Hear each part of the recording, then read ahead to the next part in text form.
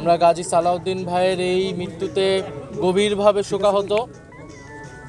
এরকম হাজারো জুলাই গণ অভ্যুত্থানের যোদ্ধা, আহত যোদ্ধারা সারা বাংলাদেশের বিভিন্ন জায়গায় ছড়িয়ে ছিটিয়ে আছে।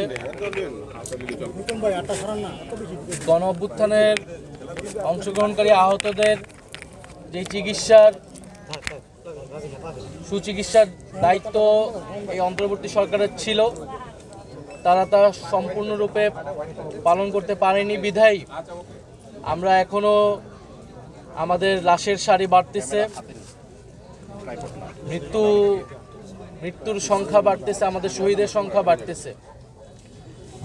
আমরা গাজী সালাউদ্দিন ভাইয়ের এই মৃত্যুতে গভীরভাবে শোকাহত।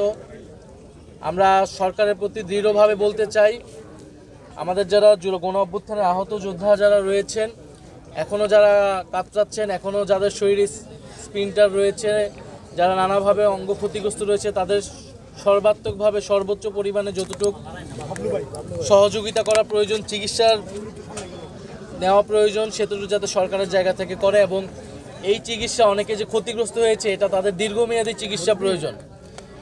হয়তো সাময়িক একটা চিকিৎসা অনেকেই পেয়েছে, কিন্তু দীর্ঘমেয়াদী এই চিকিৎসাগুলো যদি অব্যাহত না থাকে, তাহলে এরকম ঘটনা কিন্তু ঘটতে থাকবে।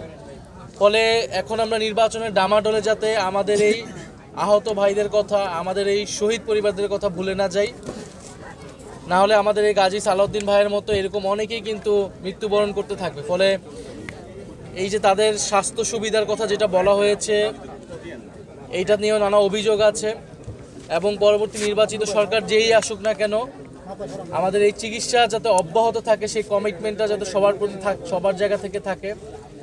এবং গাজী সালাউদ্দিন ভাইয়ের পরিবারের পাশে আমরা আছি। আমরা কর্তৃপক্ষের কাছেও সরকারের কাছেও আহ্বান জানাবো, তাদের পরিবারের দায়িত্ব যাতে রাষ্ট্র নেয়।